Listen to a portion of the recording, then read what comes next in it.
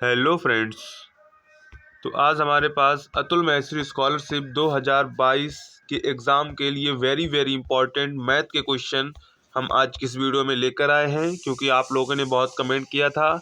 इसीलिए हमने आपके लिए एक मैथ पर स्पेशल क्लास बनाई है, जिसमें आपके 2022 में जो 13 तारीख को एग्ज़ाम हुआ था उसमें जो क्वेश्चन पूछे गए थे उनके सभी इंपॉर्टेंट क्वेश्चन आज की इस वीडियो में हम करेंगे।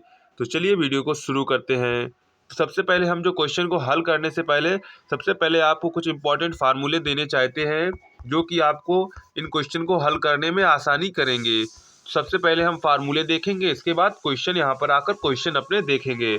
तो चलिए वीडियो को शुरू करते हैं। आपने अभी तक चैनल को सब्सक्राइब नहीं किया है तो चैनल को सब्सक्राइब कर लें और वीडियो को लाइक जरूर कर दें। तो सबसे पहले चलिए सूत्र पर चलते हैं। तो हमारे ये सूत्र आ चुके हैं। तो इसमें पहला सूत्र है हमारा प्रथम संख्या इंटू द्वितीय संख्या बराबर लासा इंटू मासा। मतलब कि अगर आपको दो संख्याएं दी जाए अगर, तो उन संख्याओं का लासा को गुणनफल, लासा और मासा का जो गुणनफल होता है वो दोनों संख्याओं के गुणनफल के बराबर होता है। तो ये हमारा सूत्र बन जाएगा प्रथम संख्या इंटू द्वितीय संख्या इक्वल टू लासा इंटू मासा। इसके बाद अगर तीन राशियां समानुपात जैसे ए कामा बी कामा सी समानुपात में हो, तो जो ए सी का मध्यानुपाती क्या होता है बी, तो अंडर रूट हो जाएगा ए सी हो जाएगा। इसी प्रकार यहाँ पर दो राशियों ए बी का मध्यानुपाती आपको दिया जाए, पूछा जाएगा सवाल में, जैसे 16 और 25 का मध्यानुपाती क्या होगा, तो क्या होगा अंडर रूट ए बी होगा। क्या होगा अंडर रूट ए बी। इसके बाद नेक्स्ट है प्रथम n प्राकृतिक संख्याओं का औसत है, तो n+1/2। क्या n+1/2। इसके बाद नेक्स्ट फार्मूला है प्रथम n पूर्णांक संख्याओं या पूर्णांक नहीं पूर्ण संख्याओं का औसत है, तो n-1/2। क्या n-1/2।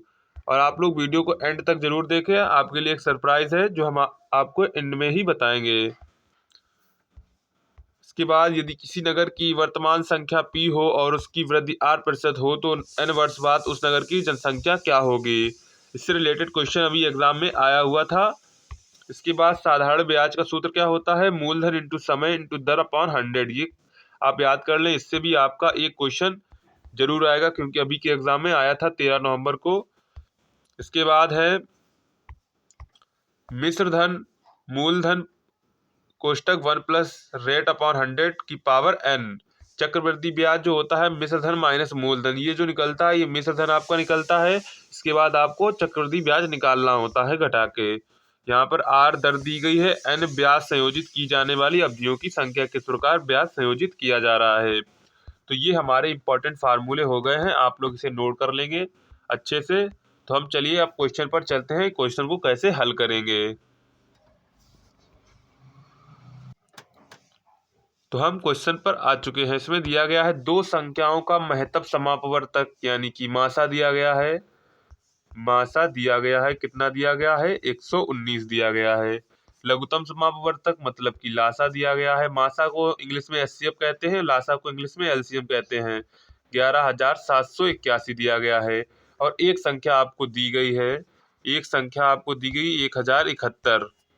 तो दूसरी संख्या ज्ञात कीजिए। अभी हमने आपको एक फार्मूला लिखाया था, प्रथम संख्या इंटू द्वितीय संख्या इक्वल टू लासा इंटू मासा, तो वही फार्मूला यहाँ पर लगेगा। तो क्या होगा, दूसरी संख्या बराबर क्या सूत्र हो जाएगा, दूसरी संख्या बराबर क्या सूत्र हो जाएगा, दूसरी संख्या लासा इंटू मासा अपान प्रथम संख्या। तो लासा मासा का गुणा करेंगे और प्रथम संख्या से डिवाइड कर देंगे। तो 119 इंटू 11,781 अपॉन 171,071 से डिवाइड करेंगे, तो ये कितनी बार में जाएगा, ये आपका जाएगा कितनी बार में 1309 बार में। तो आपकी दूसरी संख्या कितनी आ जाएगी 1309 आ जाएगी। कितनी आ जाएगी दूसरी संख्या 1309 आ जाएगी। तो इस प्रकार आपके क्वेश्चन आएगा, तो आपको इस प्रकार ये से हल करना है। इसके बाद दूसरा क्वेश्चन है, चार आदमी एक काम को 3 दिनों में पूरा करते हैं, 6 आदमी उसी काम को कितने दिनों में पूरा करेंगे। तो इसके लिए आपका एक फार्मूला होता है M1D1 इक्वल टू M2D2। यहाँ पर क्या M है व्यक्तियों की संख्या, D है दिनों की संख्या। ऐसे यहाँ पर M व्यक्तियों की संख्या, D दिनों की संख्या। तो सबसे पहले हमें क्या दिया गया, M1 कितना दिया गया है M1 4 आदमी दिए गए हैं और D1 कितना दिया गया था, पहले 3 दिन दिया गया है। और इसके बाद M2 आपको कितना दिया देगा, 6 दिन, और D2 आपसे पूछा गया है। तो यही फार्मूला लगाएंगे, M1 D1 equal to M2 D2। तो M1 की वैल्यू आपकी कितनी थी, 4 थी, D1 की वैल्यू 3 थी, और M2 की वैल्यू कितनी थी, 6 थी, और आपको D2 की निकालनी थी।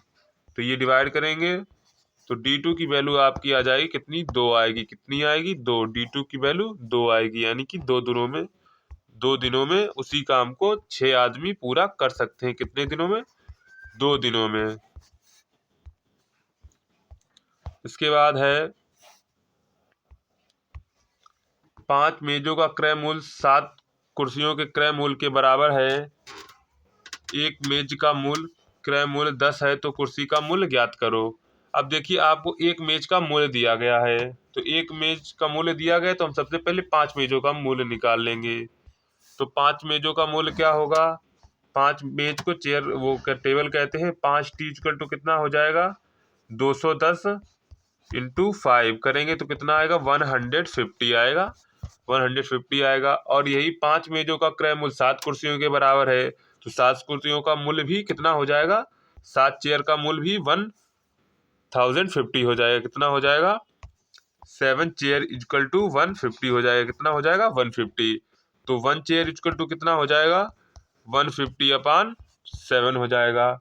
डिवाइड करेंगे तो कितनी बार जाएगा, 150 बार जाएगा।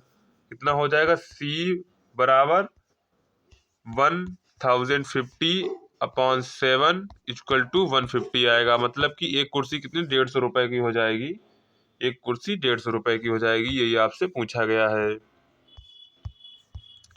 अब इसके बाद हमने आपको एक फार्मूला दिया था, 16, 25 का मध्यानुपाती ज्ञात कीजिए। अभी आपको हमने ये फार्मूला बताया था, तो ये क्या होगा, मध्यानुपाती √AB होगा। क्या होगा, √AB। तो आपकी A बराबर 16 है, B बराबर 25 है, तो 16 इंटू 25 हो जाएगा। तो इसका मध्यापन 16 का क्या होता है, 4 होता है। 25 किसका, 25 का वर्गमूल क्या, 5 होता है। तो हमारी संख्या कितनी हो जाएगी, मध्यानुपाती 20 हो जाएगी। कितनी हो जाएगी, 20 हो जाएगी। इसके बाद आपको ये दिया गया, √2 अनुपात 1 प्लस √3 समानुपात √6 प्लस √6x। जब आपको इस टाइप का प्रश्न दिया हो तो इसे हल करने के लिए आपको क्या करना होगा, सबसे पहले ये देखते हैं। तो इसमें क्या होता है, सबसे पहले अंतः का गुणा अंतः करते हैं और बाह्य पदों का बाह्य गुणा करते हैं। तो चलिए हम गुणा करते हैं पहले अंतः का। तो √2 इसका गुणा इसमें होगा तो x हो जाएगा, बराबर करेंगे, और √6 1 प्लस √3 करेंगे, इतना कर लेंगे। इसके बाद ये इसका अंदर गुणा करेंगे तो कितना हो जाएगा, √6 प्लस इसका गुणा करेंगे तो कितना हो जाएगा, √18 हो जाएगा। इसके बाद यहाँ से 9 इंटू 2 खंड करेंगे तो ये कितना आ जाएगा, 3√2 आ जाएगा। कितना हो जाएगा, 3√2 प्लस √6 था, यहाँ पर कर देंगे। इसके बाद √2x था। अब इसका इससे पूरा डिवाइड करेंगे तो कितना आएगा हमारा, √3 प्लस 3। कितना आएगा, √3 प्लस 3। हमारा ये समीकरण बना था, √2x इक्वल टू √6 प्लस 3√2 बना था। अब √2 से डिवाइड करेंगे पूरी तरफ तो x बराबर आएगा √3 प्लस 3। तो हमारा उत्तर सही हो जाएगा, x बराबर √3 प्लस 3। आंसर करेक्ट हो जाएगा। आपको ऑप्शन में दिया होगा, आपको यही टिक करना है। इसके बाद ये आपके फार्मूले दिए गए हैं, आप स्क्रीनशॉट खींचना चाहें तो इसका खींच सकते हैं। इसके बाद हम नेक्स्ट सवाल पर चलते हैं, जिसमें देखिए आपको औसत से प्रश्न लिया गया है और ये आया हुआ प्रश्न है, तो इम्पोर्टेंट प्रश्न है आपके लिए। 11 परिणामों का औसत 30 है। यदि 5 का औसत 25 है तथा अंतिम 5 का औसत 28 है, तो छठे परिणाम का मान क्या होगा। अब देखिए, औसत का मतलब क्या होता है, औसत का मतलब वही संख्या 25, जो 5 संख्याएं हैं औसत वो 25 हैं, यानी कि जो 5 संख्याएं वो सभी 25 25 25 25 5 हैं। और इसके बाद जो अगली 5 हैं औसत, तो इसका मतलब वो 5 संख्याएं 28 28 28 28 हैं। तो हम औसत का फार्मूला क्या होता है, कुल पदों का योग बटे कुल पदों की संख्या औसत निकालते हैं ऐसे ही। तो ऐसे इसमें फार्मूला लगाएंगे। तो प्रथम 5 का औसत तो 25 इंटू 5 करेंगे, और हमने जो छठी संख्या उसे यक्स मान लेंगे प्लस, और इसके बाद इनका 5 का औसत तो 28 इंटू 5 करेंगे अपॉन टोटल कितनी संख्याएं थी 11, और औसत आपको कितना दिया गया था बराबर में 30, कितना 30 कर देंगे। तो इसका गुणा करेंगे, 25 पंचे 125 होता है, प्लस एक्स प्लस 28 पंचे 140 होता है, अपॉन 11 इजकल टू 30। इसके बाद इसका इसमें गुणा कर देंगे तो कितना बन जाएगा, 125 plus X plus 140 equal to 333। इसके बाद 125 140 को जोड़ेंगे तो कितना बनेगा, एक्स प्लस 165 कितना 265 बनेगा, कितना 265 इजकल टू 330। घटाएंगे तो एक्स बराबर कितना आपका आएगा, एक्स बराबर आएगा 65। तो वो हमारी संख्या कितनी हो जाएगी, 65 हो जाएगी। तो ऑप्शन आपको 65 में ही टिक लगाना है।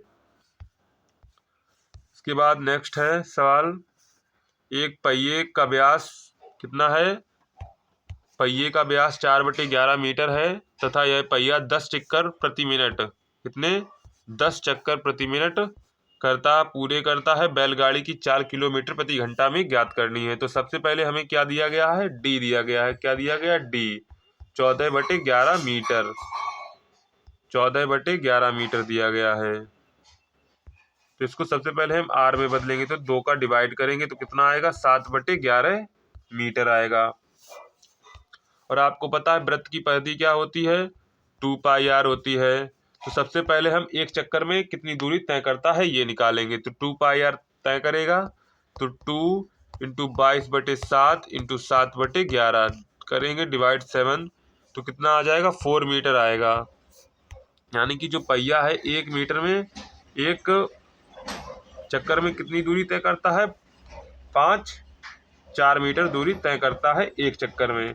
और वो 10 चक्कर प्रति मिनट लगाता है, मतलब कि 1 मिनट में कितनी दूरी तय करता है, 1 मिनट में 40 मीटर दूरी 40 मीटर प्रति मिनट की दर से चल रहा है, मतलब कि इतना हो जाएगा, 40 मीटर प्रति मिनट की दूरी तय कर रहा है। अब इसको 40 मीटर प्रति मिनट को आपको किलोमीटर प्रति घंटा में बदलना है। तो इसके लिए क्या करेंगे, मीटर में दिया गया, मीटर को आप लोग किलोमीटर में बदलने के लिए 1000 का डिवाइड करते हैं तो कर देंगे 40/1000। 1000 मिनट को घंटे में बदलने के 60 का डिवाइड करते हैं तो 1/60 कर देंगे। अब ये अंदर का अंदर गुणा हो जाएगा, ऊपर का ऊपर गुणा कर देंगे। तो गुणा करेंगे तो कितना आएगा, 40 इंटू 60/1000। 0 से 0 कट जाएगा, 0 से 0 कट जाएगा, इसका इसमें गुणा हो जाएगा, और अपॉन 10 है तो 6 4 जा 24, 6 4 जा 24/10 तो कितना आ जाएगा, 2.4 किलोमीटर प्रति घंटा, किलोमीटर प्रति हावर। तो ये ऐसे इस प्रकार ये सवाल लगेगा आपका। आपको समझ में नहीं आया, हम आपको फिर से बता देते हैं। व्यास 4/11 मीटर है तो इसको सबसे पहले रेडियस में बदलेंगे तो 2 का डिवाइड करेंगे तो कितना हो जाएगा, 7/11 मीटर हो जाएगा। अब इसके बाद आपको एक चक्कर में वो कितनी दूरी तय करता है, 2πr तय करेगा, क्योंकि जो पहिया होता है वो गोल होता है और परिधि कितनी होती है 2πr, तो 2πr तय करेगा। तो 2πr वैल्यू रख के निकालेंगे तो आपका आएगा 4 मीटर।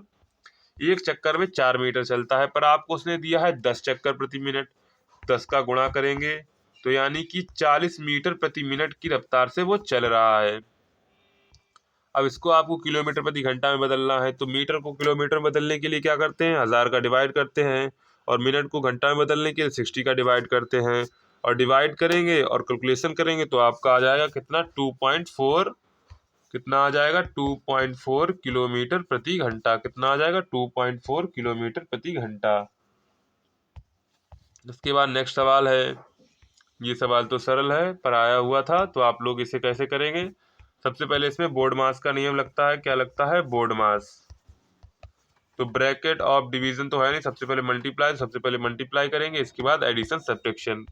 तो इसका मल्टीप्लाई करेंगे तो कितना आएगा, जब इसका मल्टीप्लाई करेंगे तो 78.4 आएगा, माइनस 18.95 करेंगे तो माइनस करने पर कितना आएगा, 59.45 आएगा। कितना आएगा, 59.45 इसका आंसर हो जाएगा।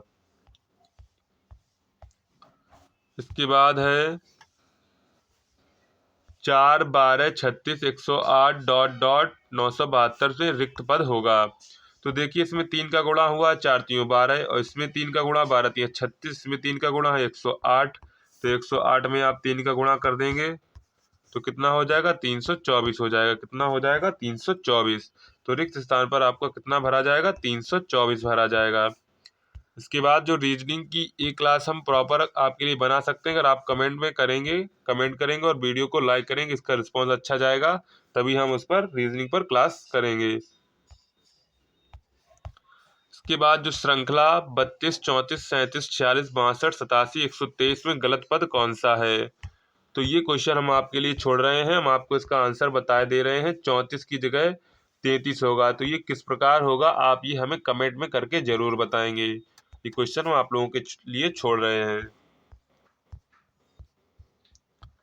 इसके बाद है नेक्स्ट क्वेश्चन, 10 कुर्सियों का मूल्य 4 मेजों के मूल्य के बराबर है। यदि 15 कुर्सियों 2 मेजों का कुल मूल्य 4000 रुपये है, तब 12 कुर्सियों और 3 मेजों का मूल्य कितना होगा। तो ये आपका मूल्य पर सवाल है, तो कैसे इसमें हल करेंगे। तो 10 कुर्सियों का मूल्य 4 मेजों के मूल्य के बराबर है, तो मतलब कि 10 चेयर इक्वल टू 4 मेज का टेबल 4t करेंगे, डिवाइड कर देंगे तो कितना आएगा, 5c इक्वल टू 2t। ये एक समीकरण नंबर 1 बन जाएगा आपका। ये समीकरण आप लोग नोट कर लें। इसके बाद दूसरा समीकरण बनेगा क्या, 15 कुर्सियां मतलब कि 15c प्लस 2 मेजें थी तो 2t हो जाएगा। मतलब कितने रुपए की थी, 4000 रुपए की थी। अब यहाँ पर 2t की वैल्यू रख देंगे, 5c थी अभी समीकरण फर्स्ट से, तो 15c plus 5c equal to 4000 रख देंगे। तो यहाँ पर आ जाएगा 20c इक्वल टू 4000, कितना आएगा, 20c इक्वल टू 4000 आ जाएगा। डिवाइड करेंगे तो c इक्वल टू कितना आएगा, कितना आएगा, 500 आएगा। कितना आएगा, 500। तो डिवाइड करने पर आपको कितना आएगा, 20c इक्वल टू 4000 को डिवाइड करने पर c इक्वल टू आपका 200 आएगा। वो 50 नहीं आएगा, कितना आएगा, 20 आएगा। तो हमारा c की वैल्यू निकल आई कितनी, 200। तो हम सबसे पहले t की वैल्यू निकालेंगे। तो आपका समीकरण क्या बना था, 5c इक्वल टू 2t बना था। अभी ये समीकरण बना था तो 5c की वैल्यू आपकी कितनी आई थी, 200, तो 2t यहाँ से 2 का डिवाइड कर देंगे तो t इक्वल टू कितना आ जाएगा, कितना आ जाएगा, t इक्वल टू 500 आ जाएगा। तो अब t की वैल्यू आ चुकी है, c की वैल्यू भी आ चुकी है। आपसे पूछा क्या गया था, 12 कुर्सियों और 3 मेजों का मूल मतलब कि 12c प्लस 3t करेंगे। अब यहाँ पर c की वैल्यू रख देंगे, t की वैल्यू रख देंगे, और आपका उत्तर कितना आएगा, उत्तर कितना आएगा इसका, 3900 आएगा, 3900 रुपये आएगा। तो इस प्रकार ये समीकरण बना के आपको हल करना है। इस टाइप का क्वेश्चन आपका जरूर आएगा। इसके बाद है एक समचतुर्भुज के विकर्ण क्रमशः 32 सेंटीमीटर 24 सेंटीमीटर चतुर्भुज का परिमाप क्या होगा। अब समचतुर्भुज का परिमाप क्या सूत्र होता है, चारों भुजाओं का योग। तो हमें सबसे पहले भुजा चाहिए, तो भुजा के लिए हम आपको एक सूत्र दे रहे हैं, वो सूत्र आपको नोट कर लेना है। तो भुजा के लिए आपका सूत्र क्या होगा, तो सबसे पहले उसे हम देखते हैं। तो इसका सूत्र होता है समचतुर्भुज की एक भुजा बराबर अंडर रूट पहला विकर्ण का आधा करेंगे उसका पूरा वर्ग करेंगे, प्लस फिर दूसरे विकर्ण का आधा करेंगे उसका वर्ग करेंगे, अंडर रूट लगा देंगे। तो अंडर रूट करेंगे, अंडर रूट 32 का आधा करेंगे तो 16 का होल स्क्वायर हो जाएगा, 24 का आधा करेंगे तो 12 का होल स्क्वायर हो जाएगा। 16 का होता है 256, 12 का 144, जोड़ेंगे तो कितना हो जाएगा, 400 हो जाएगा। कितना हो जाएगा, √400। और ये 20 का वर्ग होता है, तो समचतुर्भुज की एक भुजा बराबर कितनी आएगी, 20 सेंटीमीटर आएगी। कितनी आएगी, 20 सेंटीमीटर। तो आपकी एक भुजा कितनी आएगी, ए बराबर 20 सेंटीमीटर आ जाएगी समचतुर्भुज की एक भुजा। और परिमाप का सूत्र क्या होता है, 4 इंटू भुजा, तो इसमें 4 का गुणा कर देंगे तो आपका परिमाप आ जाएगा 80 सेंटीमीटर। कितना आ जाएगा, परिमाप आ जाएगा 80 सेंटीमीटर आ जाएगा। कितना आ जाएगा, 80 सेंटीमीटर। इसके बाद है नेक्स्ट सवाल है, दो वर्गों का परिमाप 24 सेंटीमीटर 32 सेंटीमीटर है। इन वर्गों के क्षेत्रफल के योग के बराबर क्षेत्रफल वाले एक तीसरे वर्ग का परिमाप क्या होगा। तो सबसे पहले हम क्या करेंगे, सबसे पहले इनका जो 24 सेंटीमीटर की वर्ग की भुजा है, सबसे पहले उसकी भुजा निकालेंगे, इसके बाद उनका क्षेत्रफल निकालेंगे, फिर योग करेंगे, फिर उसका भुजा निकालेंगे, उसके बाद उसकी परिमाप निकालेंगे। तो चलिए आंसर कैसे हल करेंगे। सबसे पहले इसकी जो एक भुजा होगी, वर्गों का परिमाप कितना होता है, 4a = 24 करेंगे, 6 चौक 24, तो a बराबर कितनी आ जाएगी, 6 सेंटीमीटर आ जाएगी। पहले वर्ग की भुजा कितनी आ जाएगी, 6 सेंटीमीटर, इसकी आ जाएगी 6 सेंटीमीटर। इसके बाद इसी में 4 का भाग देंगे तो कितना आएगा, 8 सेंटीमीटर आ जाएगा। इसमें 4 का भाग देंगे क्योंकि वर्ग का परिमाप ये भी है, तो 4 का डिवाइड करेंगे तो 8 चौकू 32, 8 सेंटीमीटर हो जाएगा। तो इन वर्गों का क्षेत्रफल, तो हमें भुजाएं निकल आई हैं तो हम वर्गों का क्षेत्रफल निकाल सकते हैं, भुजा स्क्वायर। तो इसका करेंगे कितना आएगा, 36 आएगा, प्लस इसका करेंगे तो 64 आएगा। तो टोटल हमारा वर्ग क्षेत्रफल कितना होगा, 100 सेंटीमीटर स्क्वायर। अब हम इसकी भुजा निकालेंगे, जो इतना क्षेत्रफल है, तो इस वर्ग की भुजा क्या होगी। तो इसमें हम कितने का डिवाइड करेंगे, 4 का डिवाइड करेंगे। तो सबसे पहले भुजा, अभी इसमें भुजा निकालनी है, और क्षेत्रफल का सूत्र क्या होता है, a² = 100 करेंगे क्योंकि ये क्षेत्रफल दिया गया है। तो a बराबर कितनी आ जाएगा, 10 आ जाएगा। कितना आ जाएगा, a बराबर 10। तो भुजा उस वर्ग की भुजा निकल आई है जिसका क्षेत्रफल 100 वर्ग सेंटीमीटर स्क्वायर है, और जो कि इनके वर्गों के योग के बराबर था, 100 सेंटीमीटर स्क्वायर। तो हमारी a बराबर 10 निकल आई है, तो इसका परिमाप क्या हो जाएगा, 4a हो जाएगा, क्योंकि वर्ग का परिमाप क्या होता है, 4 इंटू भुजा। तो 4 इंटू 10 करेंगे तो कितना हो जाएगा, 40 सेंटीमीटर। तो हमारा उस वर्ग का परिमाप क्या हो जाएगा, तीसरे वर्ग का परिमाप क्या हो जाएगा, 40 सेंटीमीटर। क्या हो जाएगा, 40 सेंटीमीटर। इसके बाद ये तो आप कर ही लेंगे, इसका गुणा आपको करना है। इस संख्या दी गई है, इसका गुणा करेंगे तो कितना आएगा, 25 11 476। कितना आएगा, 25 11 476। इसके बाद है, एक साइकिल का पहिया 500 चक्रों में 11 किलोमीटर की दूरी तय कर लेता है, तदनुसार उस पहिए की त्रिज्या कितनी होगी। पाई बराबर 22/7। तो 11 किलोमीटर को सबसे पहले हम क्या बदलेंगे, मीटर में बदलेंगे। तो 11 किलोमीटर को मीटर में बदलने के लिए क्या करते हैं, 1000 का गुणा करते हैं, तो कितना आ जाएगा, 11,000 मीटर दूरी हो जाएगी। कितनी हो जाएगी, 11,000 मीटर।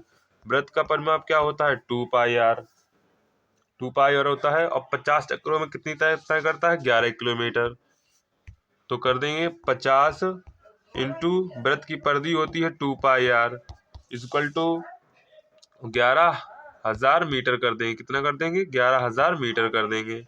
इसके बाद इसे 0 से 0 कट कर देंगे। इसके बाद इसे हल करेंगे तो आपका r बराबर आएगा, कितना आएगा, 7/2 आएगा। कितना आएगा, 7/2 मीटर त्रिज्या हो जाएगी उस पहिए की।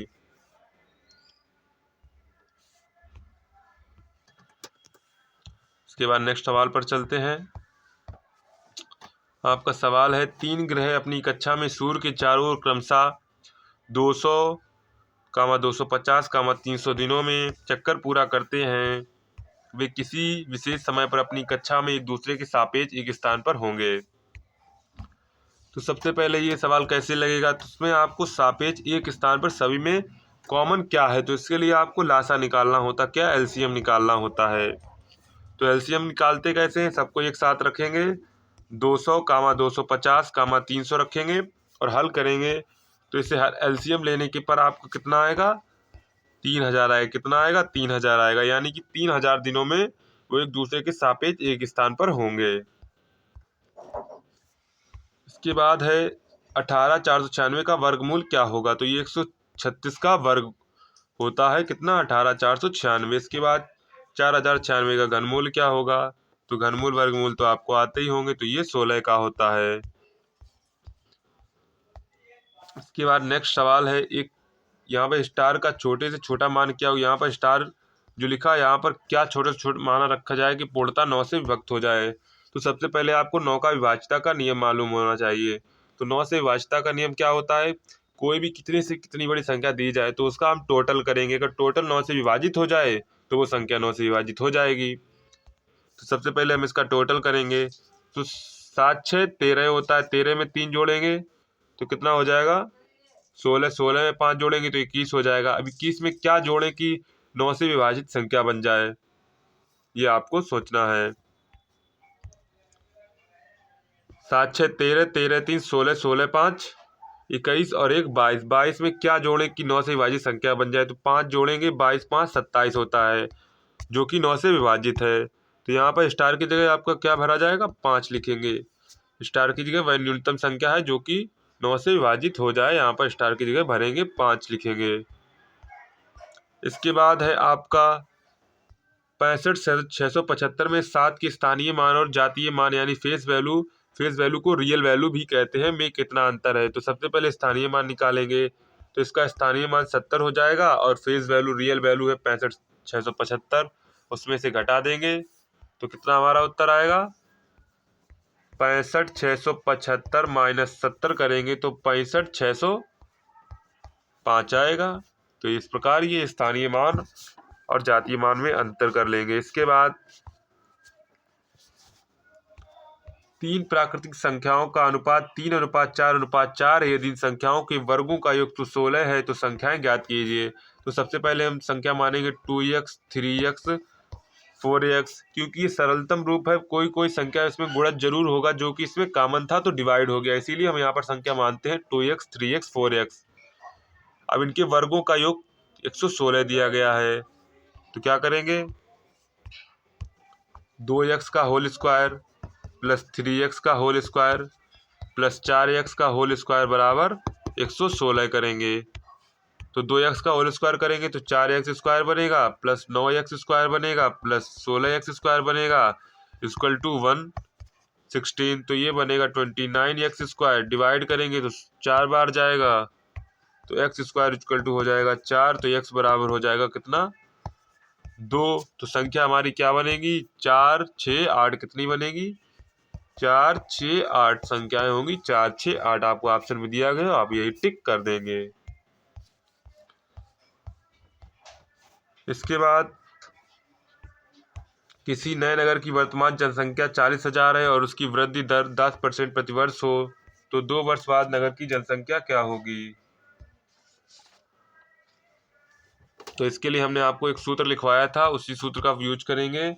तो 2 वर्ष बाद जनसंख्या कितनी होगी, तो जो पहले जनसंख्या थी कितनी थी, 40,000 करेंगे इंटू 1 प्लस कितने वर्ष में दर कितनी है 10% अपॉन 100 कितने वर्ष में 2%, 2 वर्ष में। इस कैलकुलेशन को पूरा हल करेंगे तो सबसे पहले इसे शॉर्ट फॉर्म में बदलेंगे, कितना 40,000 हो जाएगा इंटू 110 अपॉन 100 इंटू 110 अपॉन 100 करेंगे और इसे हल करेंगे तो कितना उत्तर आएगा, उत्तर हमारा आएगा 48,400, यानी कि 48,400 हो जाएगी।